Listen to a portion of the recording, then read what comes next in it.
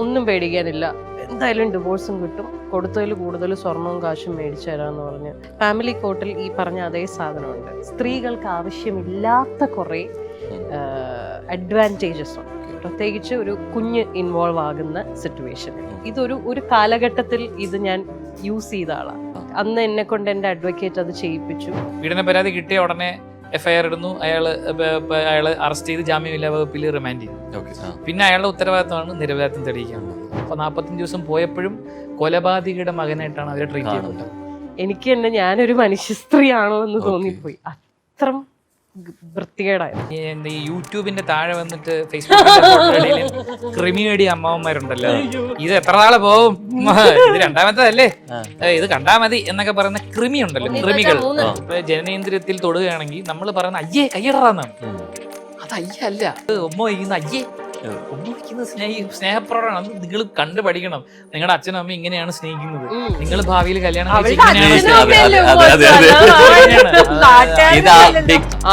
അങ്ങനെ കിട്ടുകയാണെങ്കിൽ എനിക്ക് ചില ആൾക്കാരോട് കുറച്ച് കാര്യങ്ങൾ പറയാനുണ്ട്. അതിങ്ങനെ സ്വിച്ചിട്ട് അയ്യോ അറിയാതെ ഞാനല്ല അയ്യോ അത് കാരണം ഞാനല്ല മറ്റേയാളാണ്. അത് ഞാൻ എനിക്ക് ചെയ്യാൻ കുളിക്കാൻ ഏറ്റവും കൂടുതൽ സമയം എടുക്കും. എല്ലാ സ്ക്രബും തേച്ച് ഒന്നുകൂടെ റീഫൈൻ ചെയ്യും.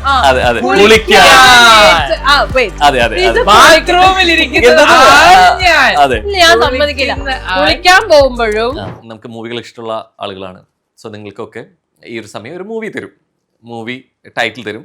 ആ ടൈറ്റിൽ ഒരു ക്യാരക്ടർ പറയും. ആ ക്യാരക്ടർ നിങ്ങളായിരുന്നെങ്കിൽ ചെയ്യാൻ പോകുന്ന കാര്യമാണ്.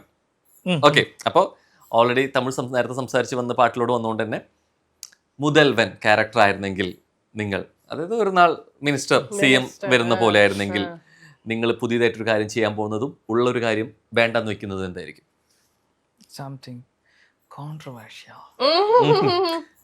പ്രശ്നമൊന്നുമില്ല, നമുക്കൊരു ഞാനൊരു പൗരൻ നിലയിൽ ഞാൻ ചെയ്യാൻ പോകുന്ന കാര്യം എന്ന് പറഞ്ഞാല്, നമ്മുടെ നിയമത്തിൽ ഇപ്പോ സ്ത്രീകൾക്ക് ആവശ്യമില്ലാത്ത ഒരു മുൻഗണന കൊടുക്കുന്ന ചില നിയമവശങ്ങളൊക്കെ ഉണ്ടല്ലോ. അതായത് സ്ത്രീ സംരക്ഷണം ഉണ്ടായിരുന്നിട്ട് ഇപ്പൊ അത് മുതലെടുപ്പായി മാറിക്കൊണ്ടിരിക്കുന്ന കുറച്ച് കാര്യങ്ങളുണ്ട്. ഫോർ എക്സാമ്പിൾ, ഒരാളുമായിട്ട് സംസാരിച്ച് അയാളോട് തല്ലുകൂടി കഴിഞ്ഞാൽ അപ്പുറത്ത് പീഡന കേസ് വരും, പീഡന പരാതി കൊടുക്കുക.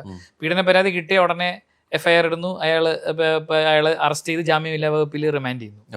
പിന്നെ അയാളുടെ ഉത്തരവാദിത്തമാണ് നിരപരാധിത്വം തെളിയിക്കേണ്ടത്. ആ നിയമങ്ങൾ പൊളിച്ചു മാറ്റി. സത്യം ചെരുപ്പിട്ട് ഒരുമിക്കും കള്ളലോകം ചുറ്റിയും ആ നിയമം 2 എന്ന് പറഞ്ഞു കഴിഞ്ഞാൽ, വീണ്ടും നമ്മുടെ ജുഡീഷ്യറിയിലുള്ള ഏറ്റവും വലിയൊരു പ്രശ്നം എന്ന് പറഞ്ഞു കഴിഞ്ഞാൽ, FIR വീണ് കഴിഞ്ഞാൽ അയാൾ പ്രതിയാക്കപ്പെട്ട് കഴിഞ്ഞാൽ ജുഡീഷ്യൽ കസ്റ്റഡിയിൽ അയാൾ ഒരു 45-50 ദിവസം കിടക്കേണ്ടി വരും. വലിയ വലിയ ക്രൈമൊക്കെയാണ്. ലെറ്റ്സ് ഇപ്പൊ ഞാൻ എന്നെ അല്ലെങ്കിൽ ഒരാളെ ഒരു കൊലപാതക കേസിൽ പ്രതിയാക്കി കഴിഞ്ഞാൽ, അയാളുടെ പേരിൽ FIR ആയി കഴിഞ്ഞാൽ അയാൾ ഒരു 40 ദിവസമെങ്കിലും മിനിമം, ഒരു 30 to 40 ദിവസം മിനിമം അയാൾ ജുഡീഷ്യൽ കസ്റ്റഡിയിൽ നിരപരാധിയാണെങ്കിലും. പിന്നെ ഒരു 5 വർഷം കഴിഞ്ഞിട്ടായിരിക്കും ചിലപ്പോൾ അയാൾ നിരപരാധിയാണെന്ന് തെളിയിക്കുന്നത്. പക്ഷെ അയാൾ അപ്പോഴും ഒരു 30-40 ദിവസം ജയിലിൽ കിടന്നിട്ടുണ്ടാവും. എല്ലാ കുറ്റവാളികളെയും പോലെ ട്രീറ്റ് ചെയ്യപ്പെട്ടിട്ടുണ്ടാവും. ആ നിയമം എടുത്തു മാറ്റും. ഇത് മാറ്റപ്പെടാൻ തിരിച്ചറിവ് വരാൻ സമയമാണല്ലേ? കള്ളം ഫെരാരിയാവും ചെയ്യും. എനിക്കല്ല, എനിക്ക് അറിയാവുന്ന ഒരാളുടെ പേഴ്സണൽ അനുഭവമാണ് ഞാൻ പറഞ്ഞത്. എനിക്ക് ഏറ്റവും വേണ്ടപ്പെട്ട 2 പേരെ, ഒരാള് ഹൃദ്രോഗം വന്ന് മരിച്ചു. അതിന്റെ ആ മുതലെടുപ്പിന്റെ ഭാഗമായിട്ട് അവർ 2 പേരെയും കൊലപാതകത്തിൽ പ്രതികളാക്കി 45 ദിവസം ജയിലിൽ അടച്ചിട്ട് അവരുടെ പോസ്റ്റ്മോർട്ടം റിപ്പോർട്ട് വൈകിപ്പിച്ച് പോസ്റ്റ്മോർട്ടം റിപ്പോർട്ട് കിട്ടിയപ്പോൾ ഹൃദ്രോഗം കാരണം മരിച്ചു. പക്ഷെ അവരുടെ പേരിൽ ആദ്യം ചാർത്തപ്പെട്ട 302-ഉം പിന്നെ പോലീസിന് നിവൃത്തിയില്ലാതെ അത് മാറ്റി 304-ഉം ആക്കി. അതായത് ആദ്യത്തത് മർഡറും പിന്നെ അത് മനഃപൂർവ്വമല്ലാത്ത നരഹത്യ, അത് ഇവരെന്തോ ചെയ്ത് കണ്ട് പേടിച്ച് ഹാർട്ട് അറ്റാക്ക് വന്ന് മരിച്ചെന്ന രീതിയിൽ മാറ്റി. പക്ഷെ അവര് ആ 40 ദിവസം 45 ദിവസം റിമാൻഡിൽ കിടന്നത് കൊലക്കേസിലെ പ്രതികളായിട്ടാണ്. അവരുടെ മക്കള് സ്കൂളിൽ ആ 45 ദിവസം പോയപ്പോഴും കൊലപാതകിയുടെ മകനായിട്ടാണ് അവരെ ട്രീറ്റ് ചെയ്യപ്പെട്ടത്. അത്തരത്തിലുള്ള നിയമങ്ങൾ ഞാൻ ഒരു ദിവസം മന്ത്രിയെ മാറ്റിക്കളയും. അതെ, ഇത് സെയിം തിങ്, സിമിലർ തന്നെ. പക്ഷെ I would probably look more into the family court. Family കോർട്ടിലെ കുറച്ച് നിയമവ്യവസ്ഥകൾ മാറ്റിയാൽ കൊള്ളാമെന്നുണ്ട്. ഫാമിലി കോർട്ടിൽ ഈ പറഞ്ഞ അതേ സാധനമുണ്ട്. സ്ത്രീകൾക്ക് ആവശ്യമില്ലാത്ത കുറേ അഡ്വാൻറ്റേജസ് ഉണ്ട്. ഓക്കെ. പ്രത്യേകിച്ച് ഒരു കുഞ്ഞ് ഇൻവോൾവ് ആകുന്ന സിറ്റുവേഷനിൽ സ്ത്രീകൾക്ക് കുറച്ചധികം ഫേവർ ചെയ്യുന്ന ബീയിങ് എ വുമൺ ഞാൻ പറയാണ്. കാരണം ഈ ഒരു അഡ്വാൻറ്റേജ് ഉണ്ടല്ലോ, ഒരു കാലഘട്ടത്തിൽ ഇത് ഞാൻ യൂസ് ചെയ്ത ആളാണ്. ഞാൻ യൂസ് ചെയ്ത ആളാണ്. അന്ന് എന്നെ കൊണ്ട് എൻ്റെ അഡ്വക്കേറ്റ് അത് ചെയ്യിപ്പിച്ചു. ഒന്നും പേടിക്കാനില്ല, എന്തായാലും ഡിവോഴ്സും കിട്ടും, കൊടുത്തതിൽ കൂടുതൽ സ്വർണവും കാശും മേടിച്ചു തരാമെന്ന് പറഞ്ഞ് എന്നെ കൊണ്ട് അത്. പക്ഷേ ഏതോ ഒരു പോയിന്റിൽ എനിക്ക് തന്നെ ഭയങ്കരമായിട്ട് ഗിൽറ്റ് അടിച്ചിട്ട് ഞാൻ ബാക്ക് ഓഫ് ചെയ്യാണ് ചെയ്തത്. ഈ പലപ്പോഴും ഈ ഡിവോഴ്സിന്റെ പേപ്പർ എഴുതുന്ന സമയത്ത് ഇത് കുറച്ചുകൂടി സ്ട്രോങ് ആക്കാൻ വേണ്ടിയിട്ട് വക്കീൽ നിർദ്ദേശത്തിൽ എഴുതുന്ന ഇതിലൊരു 80-90% അവരാണ് ഇതില് എഴുതി ചേർക്കുന്നത്. പലപ്പോഴും നമുക്കറിയില്ല ഇവരെന്താ എഴുതി ചേർക്കുന്നതെന്ന്. അങ്ങനെ എഴുതി ചേർത്ത് വിട്ട് ഇത് ഞാൻ വായിച്ചപ്പം എനിക്ക് തന്നെ ഞാനൊരു മനുഷ്യ സ്ത്രീ ആണോ എന്ന് തോന്നിപ്പോയി. അത്രയും വൃത്തികേടായിരുന്നു. അതായത് പലപ്പോഴും ഇവരുടെ ഫോർമാറ്റ് ഒക്കെ ഇങ്ങനെ ആ വ്യക്തിയുടെ പേരും കാര്യങ്ങളും അഡ്രസ് മാത്രം മാറുന്ന പറഞ്ഞ പോലെ. അതെ കറക്റ്റ് ആണ്. ഏതൊരു ഫോർമാറ്റ് ആണോ വർക്ക് ഔട്ട് ആയത് അവരത് എല്ലാ ക്ലയൻസിലും ക്യാരി ചെയ്യും.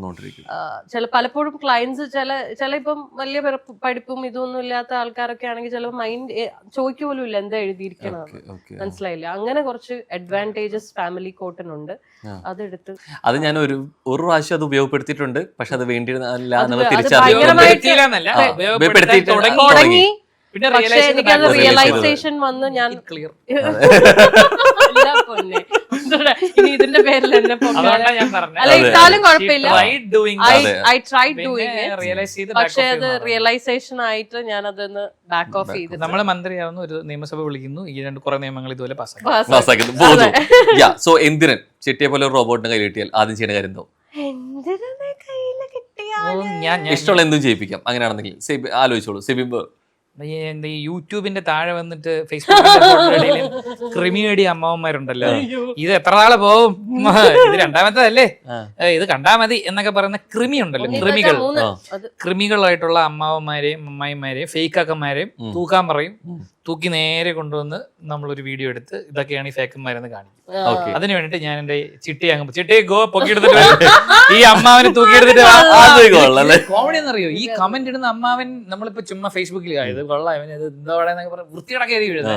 നമ്മൾ ചുമ്മാ അവന്റെ പ്രൊഫൈലിൽ കയറി ഫേസ്ബുക്ക് ഇത് അവന്റെ മോളെ കെട്ടിപ്പിടിച്ചിരിക്കുന്ന പ്രൊഫൈൽ പിക്ചർ ആയിരിക്കും, ബാഗിൽ ഫാമിലി ആയിരിക്കും. അതെ, അതിന്റെ അടിയിൽ ആരെങ്കിലും ഇട്ടാ അവന് സഹിക്കും. നല്ലവനായി മറ്റേ മുഖമില്ലാത്തവർക്ക് മുഖം കൊടുക്കുന്ന പരിപാടി ചിട്ടിയെ പറഞ്ഞു തൂക്കണമെന്ന് പറഞ്ഞു. വെഡിങ്ങിന് പോലും നിന്നുള്ള രീതിയിലേക്ക് ആ ഫോട്ടോസ് വരുന്നതിന്റെ ഇടയ്ക്ക് FB സാധനത്തിൽ കമന്റ്സ് വന്നൊരു സാധനമായിരുന്നു, ഇവർ നിന്ന് കാണിക്കുന്നത് മോള് നിർത്തിക്കൊണ്ട് തന്നെ വേണം എന്നുള്ള സാധനം. നമ്മുടെ മക്കളുടെ മുമ്പിൽ അതെ നമ്മൾ അയ്യേന്ന് പറഞ്ഞ് പഠിപ്പിക്കുന്ന കുറെ കാര്യങ്ങൾ മാറ്റണം. അതായത് ഉമ്മ വയ്ക്കുന്ന അയ്യേ, ഉമ്മ വയ്ക്കുന്നത് സ്നേഹപ്രകടമാണ്. അത് നിങ്ങൾ കണ്ടു പഠിക്കണം. നിങ്ങളുടെ അച്ഛനും അമ്മ ഇങ്ങനെയാണ് സ്നേഹിക്കുന്നത്, നിങ്ങൾ ഭാവിയിൽ കല്യാണം വ്യക്തികളെല്ലാം നോക്കുന്നത് എന്താന്ന് പറഞ്ഞാൽ അങ്ങനെയാണ് ചിന്ത പോകുന്നത്.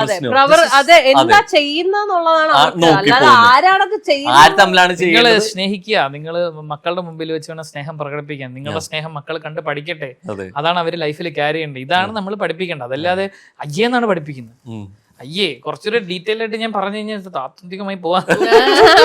ഫോർ എക്സാമ്പിൾ ഇപ്പൊ നമ്മള് ഞാൻ കുറച്ച് ഇത് പറയുന്നത് ശരിയാണ് എന്നാലും പറയാം. നമ്മളൊരു കൊച്ചുകുട്ടി ഇപ്പൊ ജനനേന്ദ്രിയത്തിൽ തൊടുകയാണെങ്കിൽ നമ്മൾ പറയുന്ന അയ്യേ കൈയിടറാന്നാണ്. അത് അയ്യല്ല, അത് അങ്ങനെ ട്രീറ്റ് ചെയ്യേണ്ട കാര്യമല്ല. അത് എന്താണ് അതിന്റെ ഇമ്പോർട്ടൻസ് എന്നോ അല്ലെങ്കിൽ അത് അയ്യേ എന്ന് പറയുന്ന ഒരു സംഭവം അല്ല എന്നുള്ളത് ഒരു എഡ്യൂക്കേറ്റ് ചെയ്യണം. അതാണ് കൊച്ചുകുട്ടിയെ നമ്മൾ പഠിപ്പിക്കണമെന്ന് ചിലർ ചോദിക്കുക. അല്ല അയ്യെന്ന് പറയരുത്, അയ്യെന്നല്ല മനസ്സിലാക്കേണ്ട കാര്യങ്ങൾ അവന് അപ്പൊ തൊട്ടേ അത് അയ്യേ ആയി കയറും. അത് പിന്നെ അയ്യേ ആയി ഒരു മോശം സാധനമാകും. അത് ആള് പറയുന്നതും പിന്നീട് അവനോ അവളോ കേൾക്കുന്നതും പിന്നെ അത് അതായിട്ട് മാറും എന്നുള്ള സംഭവം തൊട്ടേ അതൊക്കെ ഒന്ന്. യെസ്, സോ കിടലൻ എന്തിനും ഉപയോഗമായിരുന്നു. ഞാൻ എനിക്കിപ്പോ എന്തിനെ കിട്ടിട്ട് എന്ത് ചെയ്യാനാ?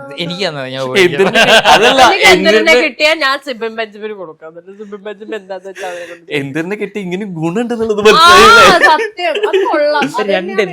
അതെ, കിടക്കട്ടെ എന്നുള്ളത്. യാ, സോ 24 മൂവി പോലെ ഒരു വാച്ച് കിട്ടി. ടൈം ട്രാവൽ ചെയ്ത് കഴിഞ്ഞാൽ എന്ത് ചെയ്യും, എവിടെ പോകും? പോയിട്ടോ ഞാൻ അവിടെ പെട്ടെന്ന് പറയണേ. സോ അത് ചെയ്യാനാണെങ്കിൽ അച്ഛൻ്റെ അടുത്ത് പോവും, തിരിച്ചു പോവും. അച്ഛൻ്റെ അടുത്ത് പോകും. അച്ഛൻ്റെ അടുത്ത് പോവും.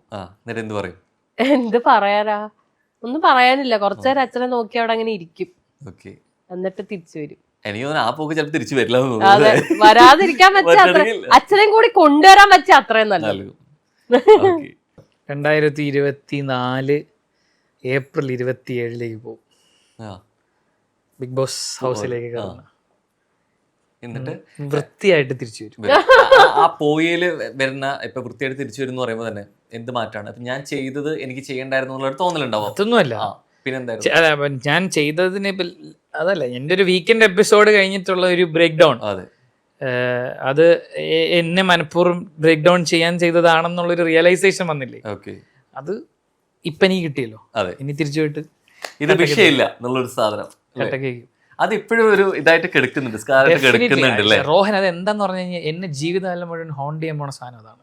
ഓക്കെ. അതൊരിക്കലും മാറില്ല. ബിക്കോസ് എന്നോട് എത്ര പേര് അഗ്രി ചെയ്യുമെന്ന് എനിക്കറിയില്ല, പക്ഷെ ഞാൻ പറയാം, ഞാൻ ആ ഷോയിൽ എനിക്ക് ഏറ്റവും ഇഷ്ടപ്പെട്ട ഒരു ഷോ ആയിരുന്നു, എനിക്ക് ഏറ്റവും ഇഷ്ടമുള്ളൊരു ഷോ ആയിരുന്നു അത്. ഓക്കെ. ആ ഷോയിൽ ഞാൻ പോയി മറ്റ് ചില കാരണങ്ങൾ എൻ്റെ തെറ്റെന്ന് ഞാൻ ഒരിക്കലും ഡെഫിനറ്റ്ലി യെസ്, ചിലപ്പോൾ ഞാൻ ബ്രേക്ക് ഡൗൺ ആകാൻ പാടില്ലിരുന്നിരിക്കും, പക്ഷെ എന്നാലും മാക്സിമം എങ്ങനെയൊക്കെ ബ്രേക്ക് ഡൗൺ ചെയ്യാൻ പറ്റും, അതായത് ഹ്യൂമാനിറ്റിയെ അപ്പുറത്തേക്ക്, ഒരു ഹ്യൂമാനിറ്റി കൺസിഡറേഷൻ പോലും ഇല്ലാതെ അപ്പുറത്ത് എൻ്റെ രീതിയിൽ പെരുമാറി ഞാൻ എൻ്റെ ജീവിതത്തിൽ ഏറ്റവും കൂടുതൽ ആഗ്രഹിച്ച ഒരു പ്ലാറ്റ്ഫോം എനിക്ക് നഷ്ടപ്പെടുത്തി.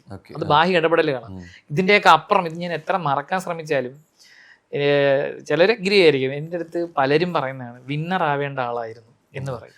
തീർച്ചയായിട്ടും അങ്ങനെ പറയുമ്പോൾ ഉണ്ടല്ലോ ഭയങ്കര പെയിനാണ്. എന്നിട്ട് എന്താ ഞാൻ വിന്നർ ആവാതെ വന്ന് കാട്ടിൽ വന്നിട്ട് അതുപോലെ ബാക്ക് ടു ബാക്ക് പറയുന്ന പേരുകളൊന്ന് വന്ന് നിന്ന് കൊണ്ടുപോകുന്ന ഒരു ഷോവിനെ ക്യാരി ചെയ്ത രീതി ഉണ്ടായിരുന്നു. അപ്പൊ ഈ കമന്റ് ഞാൻ വെറുതെ എക്സാജറേറ്റ് ചെയ്ത് പറയുന്നില്ല, ഓൾമോസ്റ്റ് എവറി ഡേ ഞാൻ കേൾക്കുന്നതാണ്. ഇപ്പൊ നമ്മൾ ട്രാവൽ ചെയ്ത് പുറത്തു പോയാലും വിന്നർ ആവേണ്ട ആളായിരുന്നു എന്ന് പറയുമ്പോൾ ഒരു ആ സാധനം ഞാൻ ജീവിതകാലം മുഴുവൻ ക്യാരി ചെയ്യും. പക്ഷെ അത് എത്രയായാലും ഉള്ളിൽ എന്തൊക്കെയുള്ള മുറിവുകളാണെങ്കിലും അത് ഹീൽ ചെയ്യാനുള്ള ബെസ്റ്റ് മെഡിസിൻ ഓൾറെഡി കിട്ടിയിട്ടുണ്ട്. അവന്റെ ഒരു ബിഗ് ബോസ് അല്ലേ, ഈ മെഡിസിൻ മാറാത്ത ഒന്നുമില്ല മോനെ, മാറ്റിരിക്കും എന്നുള്ള കാര്യത്തിൽ ആവശ്യമില്ല. ഓക്കെ. അന്യൻ മൂവിയിലെ പോലെ അങ്ങനെ മാറ്റങ്ങൾ സംഭവിക്കുകയാണെങ്കിൽ അതൊരു അഡ്വാൻറ്റേജ് അല്ലേ? മൂന്ന് ക്യാരക്ടറും കിട്ടിയാലോ? അങ്ങനെ കിട്ടുകയാണെങ്കിൽ എനിക്ക് ചില ആൾക്കാരോട് കുറച്ച് കാര്യങ്ങൾ പറയാനുണ്ട്. അതിങ്ങനെ സ്വിച്ചിട്ട് അയ്യോ അറിയാതെ ഞാനല്ല അയ്യോ അത് കാരണം ഞാനല്ല മറ്റേയാളാണ്. അത് എനിക്ക് റിയൽ ലൈഫില് ഏതാണ്ട് അങ്ങനെയാണ്. ചട്ടറമായിരിക്കും പെട്ടെന്ന് അന്യനും. അതെ, അന്യനും വരും അമ്പി വരും. അതോ റെമോ ആക്ച്വലി ഇപ്പൊ ഒരാളുടെ ഇപ്പൊ മറ്റേ റെസ്റ്റ് ഇൻ പീസ് ആയിട്ട് റെമോ ഒരാളിൽ ഒതുങ്ങി. റെമോ ടെറിട്ടറി മാർക്ക് ചെയ്തു കട്ടാക്കി പോസ്റ്റൊക്കെ ഇട്ട് കളഞ്ഞല്ലേ. ഇനി ഒരു പരിപാടി നടക്കില്ല മാൻ. പക്ഷെ ഇനി നമുക്ക് ഇവിടെ ഇവിടെ പരിമിതികളില്ല അല്ലേ, അടക്കി പിടിച്ചിരിക്കാതെ പറഞ്ഞ പോലെ. ക്യാരക്ടർ പറയുമ്പോൾ സ്വാഭാവികമായിട്ട് ഇത് ശരിക്കും എനിക്ക് ഏറ്റവും കൂടുതൽ ചോദിക്കാൻ പറ്റിയ നിങ്ങൾക്ക് പറ്റിയ ആളായിരിക്കും. കാരണം നേരത്തെ നമ്മൾ എപ്പോഴും പറയുന്ന പോലെ രണ്ടുപേരുടെയും അങ്ങോട്ടുള്ള വേർഷനാണ്, മെയിൽ ഫീമെയിൽ വേർഷൻ എന്ന് പറഞ്ഞ പോലെ. ഇതിഹാസ സിനിമയിലെ ക്യാരക്ടർ പോലെ അങ്ങോട്ടും ഇങ്ങോട്ടും മാറുകയാണെങ്കിൽ ആര്യ സിബിന് കിട്ടി, സിബിനെ വെച്ച് ചെയ്യാൻ ഇഷ്ടമുള്ള അല്ലെങ്കിൽ ചെയ്യുന്ന കാര്യം എന്തായിരിക്കും? ആര്യ വെച്ച് സിബിൻ ചെയ്യുന്നത് ഞാൻ ചെയ്യാൻ പോണത് നേരത്തെ പറഞ്ഞ ഐറ്റകളൊക്കെ ഓടിക്കും. നല്ല പച്ച മടല് വെട്ടി മുട്ടിന് താഴെ അടിച്ച് ഓടും. ഈ വീടിന്റെ പരിസരത്ത് എല്ലാത്തിനും ഓടിക്കും. അതായത് സിബിൻ എപ്പോഴും ഉപദേശിക്കുന്ന പോലെ, അതായത് ഇങ്ങനെ പണി കിട്ടിയാലും നീ മാറാന്ന് പറഞ്ഞിട്ട് മാറാത്ത കുറച്ച് അടിച്ച് ഓടിച്ച് ജില്ല ഈ എന്റെ അടുത്ത് വരുമ്പോ പേടിക്കണം അവര്. എന്താ ചെയ്യാ സിബിൻ ബെഞ്ചമിൻ ആയാല് ഒന്നും ചെയ്യാനില്ല, കാര്യം എല്ലാം ഞാൻ തന്നെ ചെയ്ത് കഴിഞ്ഞു. You sit back and relax, enjoy the ride. Sibin ബെഞ്ചമിനെ അടുക്കള കയറ്റി ഒരു ദിവസം മാത്രം പണി എടുപ്പിക്കണം. ഞാൻ കോവിഡ് സമയത്ത് ഞാൻ ഒറ്റയ്ക്കായിരുന്നു. പിന്നെ ഇത് ഞാൻ കൊറേ കേട്ടിട്ടുണ്ട്. അടുക്കള കയറ്റി കൊറേ പണിയും അടുപ്പിക്കും, കൊറേ തുണിയും തേപ്പിക്കും. തുണി തേക്കാൻ ഇത്ര മടിയുള്ള ഒരാളെ ജീവിതത്തിൽ കണ്ടിട്ടില്ല. ഭയങ്കര മടി അയൺ ചെയ്യാൻ. ഈ രണ്ട് പണിയും കട്ടക്കിരുത്തി. ഇതിന്റെ ഇതെന്ന് പറഞ്ഞാൽ നീ തന്നെയാണ്. അല്ല വേറെ കേസ് അറിയോ, ഈ പണിയെടുത്ത രൂപം മാത്രം മാറണുള്ളൂ. അവിടെ കിട്ടും. ഞാൻ ചെയ്തു വേറെ വീഡിയോ എടുത്ത് ഇടയ്ക്ക് നോക്കിക്കോ. അറ്റ്ലീസ്റ്റ് സ്വാഭാവികമായിട്ട് സിബിൻ സംസാരിച്ചുകൊണ്ടിരിക്കുന്നത് റിയലൈസേഷനെ കുറിച്ചാണ്, തിരിച്ചറിവുകളെ കുറിച്ചാണ്. അപ്പൊ നിങ്ങൾ രണ്ടുപേർക്കും കുറിച്ചുള്ള തിരിച്ചറിവുകളെ കുറിച്ചാണ് നമ്മൾ ഇനി ഒരു സെഗ്മെന്റിലോട്ട് പോകുന്നത്. Okay, yes. അപ്പൊ എന്തായാലും ഇത് വേറെ കാര്യങ്ങളോ നമ്മുടെ മെമ്മറി പരിപാടികളൊന്നുമല്ല. ഇത് രണ്ടുപേരും മനസ്സിലാക്കിയിരിക്കുന്ന തിരിച്ചറിയുന്ന കാര്യങ്ങൾ എന്നുള്ള രീതിയിലേക്കാണ് നമ്മൾ ഉദ്ദേശിക്കുന്നത്. അപ്പൊ രണ്ടുപേരുടെ ഫോട്ടോ നിങ്ങൾ രണ്ടുപേരുടെ കയ്യിലുണ്ട്. ഹി ഓർ ഷീ, അതിന് പകരം നിങ്ങൾക്ക് പേരിന് പകരം ആളെ കാണിക്കാന്നുള്ള സംഭവമാണ് വരണ്ടേ. ഓക്കെ, സോ രണ്ടുപേരുടെ കയ്യിൽ 2 ഫോട്ടോ ഉണ്ട്. ആരാന്നുള്ള ഉത്തരം ആ ഫോട്ടോയിലൂടെ വരും. ഓക്കെ, സോ കൂട്ടുകാർക്ക് എന്തെങ്കിലും പറ്റി കഴിഞ്ഞാൽ ആദ്യം ഓടിച്ചില്ലെന്ന്. ഇത് അങ്ങോട്ടും ഇങ്ങോട്ടുള്ള പറ്റ പോക്കി പറയലല്ലാട്ടാ, പക്ഷെ കാണാതെ ചെയ്തോണ്ട്. അതെ, ഈ കാര്യത്തില് ഞാൻ പറഞ്ഞില്ലേ, ഞങ്ങൾ അങ്ങോട്ടും ഇങ്ങോട്ടും മെയിൽ ആൻഡ് ഫീമെയിൽ വേർഷൻ ആന്ന് പറഞ്ഞില്ലേ. സോ ഇത് അതാണ് സത്യം, ഉത്തരം അതാണ്. അതായത് ഞങ്ങളുടെ രണ്ടുപേരുടെയും ഫ്രണ്ട്സ് ഇപ്പൊ ശരിക്കും പറഞ്ഞ ഈ ഒരു കല്യാണം കൂടി കഴിഞ്ഞപ്പോ ഇത് ഒരു huge circle of common friends ആയി. അപ്പൊ ഞങ്ങളെക്കാളും കണക്ഷൻ ആണ് ഞങ്ങളുടെ ഫ്രണ്ട്സ് അങ്ങോട്ടും ഇങ്ങോട്ടും. ഇത് നമ്മള് ബന്ധുബലം കല്യാണം ബന്ധുബലം കൂടുന്ന പറഞ്ഞ പോലെ സൗഹൃദം കൂടി, നമ്മുടെ ഫ്രണ്ട്സ് അവിടെ കൂടിയായി, ആരുടെ സെവന്റി കൂടി, അങ്ങനെ സത്യസന്ധമായി ഭയങ്കര ഒരു ബോണ്ടിങ് ആയിപ്പോ. ഈ ഒരു 3 days കൊണ്ടിട്ട് ഈ 2 ഫ്രണ്ട്സിന്റെ ഗ്യാങ്ങും കൂടിയിട്ടുള്ള ഒരു ബോണ്ടിങ് ഭയങ്കരമായിപ്പോയി. അപ്പൊ ഇതിലിപ്പോ ആർക്ക് എന്ത് സംഭവിച്ചു എന്ന് പറഞ്ഞാലും ഞാനും സിബിനും ഫസ്റ്റ് അവിടെ ഓടിയെത്തും. രണ്ടുപേർക്ക് 2 ഉത്തരം അങ്ങനെയായി വന്നു എന്നുള്ളതാണ് കറക്റ്റ്. യെസ്. ആൻഡ് സ്വാഭാവികമായിട്ട് വഴക്കുണ്ടാവും. വഴക്കുണ്ടായാൽ ആദ്യം സോറി വരുന്നത് ആരിൽ നിന്നായിരിക്കും? ഇത് വിത്ത് എക്സ്പ്രഷൻ ആണ്. സിബിന് എക്സ്പ്രഷനോട് കൂടിയിട്ട് പറഞ്ഞത് സ്വാഭാവികം എന്ന് പറഞ്ഞ പോലെ ആണോ? നമ്മൾ ഇതുവരെ ഇതിൽ സംസാരിച്ച രീതി വെച്ച് നോക്കുമ്പോ ഇവിടെ വരേണ്ടതായിരുന്നു അല്ലേ? ഇല്ല, അങ്ങനെ എന്റെ അടുത്ത് പണങ്ങിയിരിക്കാറില്ല. ഞാൻ ചിലപ്പോ ഇരിക്കും ഒരു ദിവസമൊക്കെ ഫുള്ള്. ബേസിക്കലി ആരോടും അങ്ങനെ പണക്കം സൂക്ഷിക്കുന്ന ഇഷ്ടമല്ല. തുറന്നു പറയും ചെയ്യും, പക്ഷെ എന്ന് വെച്ചിട്ട് പണക്കം സൂക്ഷിക്കും. പണക്കം സൂക്ഷിക്കുന്ന ഇഷ്ടമല്ല. തുറന്നു പറഞ്ഞ് ഞാൻ പണക്കി വിടുന്നില്ല. ഇയാളുടെ സൈഡിൽ നിന്ന് ഞാൻ കണ്ടിട്ടുള്ള വലിയൊരു പോസിറ്റീവ് അതാണ്. ഇയാള് മാക്സിമം താഴ്ന്നു കൊടുക്കും, മാക്സിമം ഇയാള് കോംപ്രമൈസ് ചെയ്ത് കൊടുക്കും. ഇയാൾ പറയാനുള്ളതൊക്കെ പറയും. എന്നിട്ട് ഇയാള് മാക്സിമം ആ ഒരു ഐസിനെ ഹി പുട്സ് എഫേർട്ട് ബ്രേക്ക് ചെയ്യാൻ മാക്സിമം നോക്കും. അതിലും ബ്രേക്ക് ആവാത്ത ഐസ് ആണെങ്കിൽ മാത്രം കട്ട് ചെയ്ത് കളയും. അതുവരെ പോവും. നമ്മള് ശ്രമിച്ചില്ല എന്നുള്ളൊരു റിഗ്രറ്റ് അടിക്കില്ല നമുക്ക്. കൂടുതൽ സർപ്രൈസസ് പ്ലാൻ ചെയ്യുന്നത് അതില് ഞങ്ങൾ രണ്ടുപേരും ഉണ്ട്, കട്ടക്ക് നിൽക്കും ആണല്ലേ? ഓക്കെ, എങ്ങനെ സർപ്രൈസ് ചെയ്യുന്നതാണ് നമ്മൾ രാവിലെ ആലോചിക്കുന്നത്. മറ്റേ ആദ്യം എങ്ങനെ ഞാൻ അപ്രീഷിയേറ്റ് ചെയ്യുന്നുള്ളത് ഒന്ന്, രണ്ടാമത്തെ ചെയ്യും. അടിപൊളി. ഇതിന്റെ ഉത്തരം നേരത്തെ പറഞ്ഞ വിശേഷങ്ങളുണ്ട് എങ്കിൽ പോലും കുളിക്കാൻ ഏറ്റവും കൂടുതൽ സമയം എടുക്കുന്നത് പിന്നെ എല്ലാ സ്ക്രബും തേച്ച് ക്വസ്റ്റ്യൻ ഒന്നുകൂടെ റീഫൈൻ ചെയ്യണം. ബാത്റൂമിൽ ഞാൻ സമ്മതിക്കില്ല. കുളിക്കാൻ പോകുമ്പോഴും ആദ്യം ഒരു 5 മിനിറ്റ് ടവലും കെട്ടി റൂമിൽ ഇങ്ങനെ വെറുതെ ഒരു നടപ്പുണ്ട്. അതെന്തിനാന്ന് എനിക്കറിയില്ല. അത് കഴിഞ്ഞ് ഈ ഫോൺ കയ്യിലെടുക്കും. എന്നിട്ട് ഈ ഫോണും കൊണ്ട് കക്കൂസിനകത്ത് പോയിട്ട് ഒരു 10 മിനിറ്റ് ഒരു ഇരിപ്പുണ്ട്. കുളിക്കുന്നതുമായി ബന്ധപ്പെട്ട കാര്യമല്ല, ടവല് കെട്ടിക്കഴിഞ്ഞാൽ വിച്ച് മീൻസ് അത് കുളിക്കാനാണ്. അത് കഴിഞ്ഞ് 10 മിനിറ്റ് ഈ കക്കൂസിലിരിപ്പുണ്ട് ഈ ഫോണും കൊണ്ട്. അത് കഴിഞ്ഞ് ഈ ഫോണ് ബാത്റൂമിന്റെ സൈഡിൽ വെച്ചിട്ട് പിന്നെ നമ്മൾ ഒരു 5 മിനിറ്റ് കൂടെ ശ്രദ്ധിച്ചു കഴിഞ്ഞാൽ ഷവറിന്റെ സൗണ്ട് കേൾക്കാം. സോ ഒബ്വിയസ്ലി പക്ഷെ ആക്ച്വലി രണ്ടാണ്. നമ്മള് ചിന്തകൾ പൂക്കുന്നിടന്ന് പറയുന്നത് പക്ഷെ കുളിക്കാന്ന് പറയുന്നത് വേറെയാണ്. സ്ക്രബൊക്കെ തേച്ച് സൗന്ദര്യ സംരക്ഷണം, മറ്റേ തലയില് കറിവേപ്പിലൊക്കെ ഇട്ട് മസാലപ്പൊടിയൊക്കെ തേച്ച് വരുമ്പോ ഒരു നേരം അങ്ങനെയൊക്കെയാണ് ഈ മുടി ഇങ്ങനെ വരുന്നത്. അതിലേക്കാണ് വരുന്നത് അല്ലേ? യെസ്. ആൻഡ് സ്വാഭാവികമായിട്ട് ഷോപ്പിംഗ് ഉണ്ടാവും. പർച്ചേസിന് പോയി കഴിഞ്ഞാൽ കട്ട പോസ്റ്റ് കിട്ടുന്ന ഇയാളിൽ നിന്നായിരിക്കും. പോസ്റ്റ് കിട്ടും,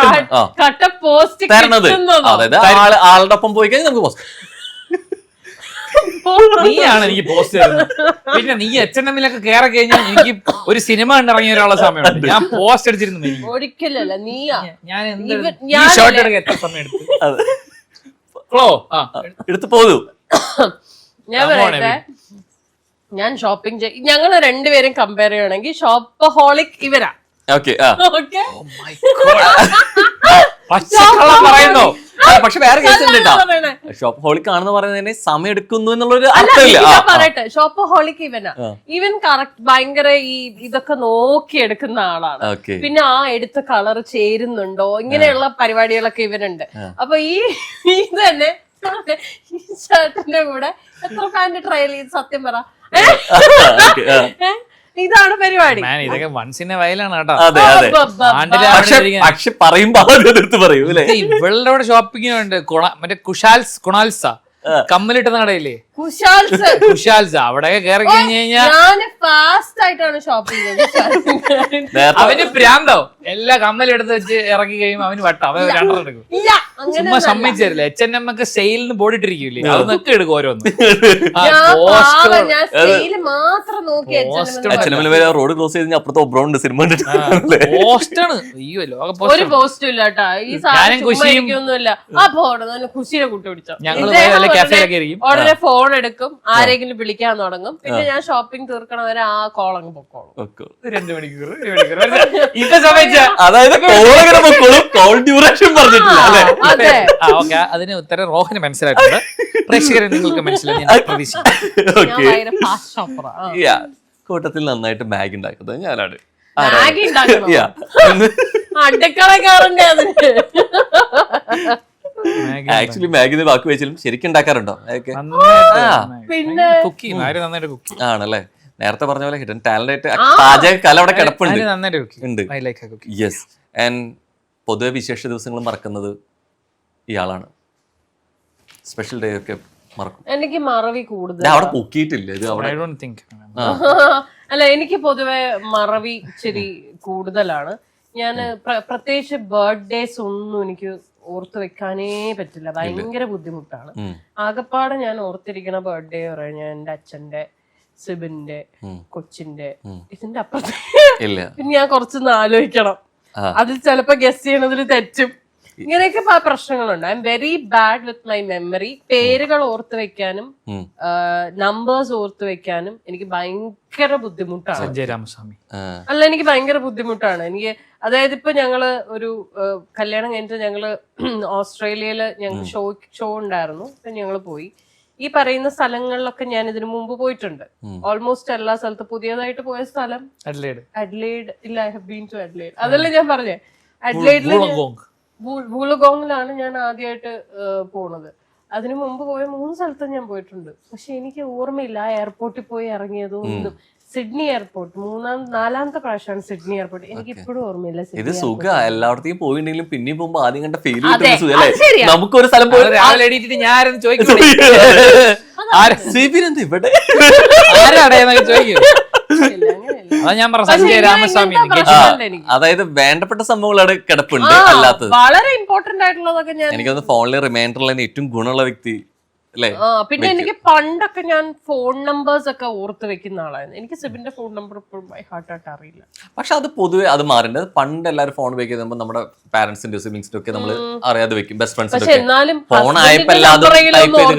ഏതെങ്കിലും സാഹചര്യത്തിൽ നമുക്ക് ഫോൺ ഓഫ് ആയി പോയി വേറെ എവിടെന്നെങ്കിലും പബ്ലിക് ബൂത്തൊക്കെ വിളിക്കണമെങ്കിൽ നമ്പർ അറിയണ്ടേ. അങ്ങനെ ഞാൻ ഇവളുടെ ആ കാര്യം തല്ലുവിടണമെന്ന് ആലോചിക്കുമ്പോഴേ ഞാൻ ഇവളുടെ നമ്പർ അറിയില്ല. അറിയാതെ അതെനിക്ക് ഉറപ്പ്. അതായത് ഒറ്റ നമ്പർ തെറ്റിച്ചു പറഞ്ഞാൽ മതി. അത് ബാക്കി ശരിയാണെങ്കിൽ ഓക്കെ. 2 നമ്പർ തെറ്റിച്ചോ. നീ ലാസ്റ്റത്തെ 2 നമ്പർ തെറ്റിച്ചോ. അതെ. 799-431 ആണോ? അതുവരെ ഓക്കെ. അതുവരെ സംഭവിച്ചു. എനിക്ക് ഇപ്പോഴും അറിയില്ല. അതെല്ലാവരും നോട്ടീസ് ചെയ്യാം. ആണ് ബേബി. എനിക്ക് നിന്റെ നമ്പർ ഇപ്പോഴും അറിയില്ല. പക്ഷെ അതറിയുന്ന ആദ്യം ഉറപ്പുവരുത്തിയിട്ട് കുറ്റം വരെ